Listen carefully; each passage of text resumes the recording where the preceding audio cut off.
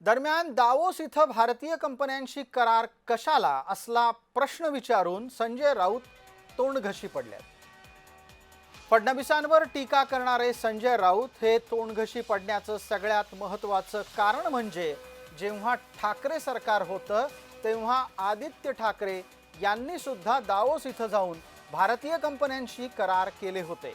या निमित्तानं चाललेले शब्दबाण आधी आपण पाहणार आहोत, त्यानंतरचा तपशील लवकरच।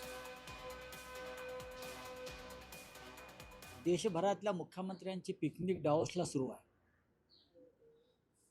मी महाराष्ट्राच्या म्हणत नाही, देशभरातल्या मुख्यमंत्र्यांची पिकनिक स्वित्झर्लंडला सुरू आहे बर्फात।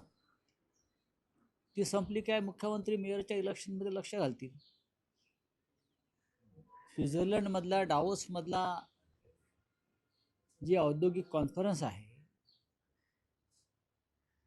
ती अत्यंत हास्यास्पद ठरते। जवळपास 15 लाख कोटी रुपयाची गुंतवणूक महाराष्ट्रामध्ये येते। जगभरामध्ये आणि भारतामध्ये सर्वाधिक जास्त गुंतवणूक आणण्याचं काम कोणी केलं असेल तर महाराष्ट्राचे लाडके मुख्यमंत्री देवेंद्रजी फडणवीसांनी केले। जवळपास 13 लाख रोजगार निर्मिती या गुंतवणुकीच्या माध्यमातून होते। संजय राऊत, तुम्ही 13 लोकांना तरी रोजगार दिला का याचं उत्तर महाराष्ट्राला द्या। देवाभाऊंनी दावोस मधल्या 3 दिवसामध्ये 13 लाख लोकांना रोजगार निर्मिती दिली। दरम्यान दावोस इथं जाऊन भारतीय कंपन्यांशी करार का असा सवाल करणारे संजय राऊत तोंडघशी का पडले ते आता आपण पाहणार आहोत। आदित्य ठाकरे जेव्हा दावोस इथं गेले होते तेव्हा त्यांनी ज्या कंपन्यांशी करार केले त्यांची नावं पहा। सोनाई इटेबल्स नावाची संस्था आहे, ज्याला आपण सोनाई पशु आहार म्हणून ओळखतो। दुसरी कंपनी आहे विश्वराज एन्व्हायरमेंट, ही पण भारतीय कंपनी आहे। आदित्य ठाकरेंनी करार केलेली तिसरी भारतीय कंपनी होती गोयल प्रोटीन। याच्याच बरोबर आदित्य ठाकरेंनी बायजू या भारतीय शिक्षण विषयक संस्थेबरोबर पण करार केलेला होता।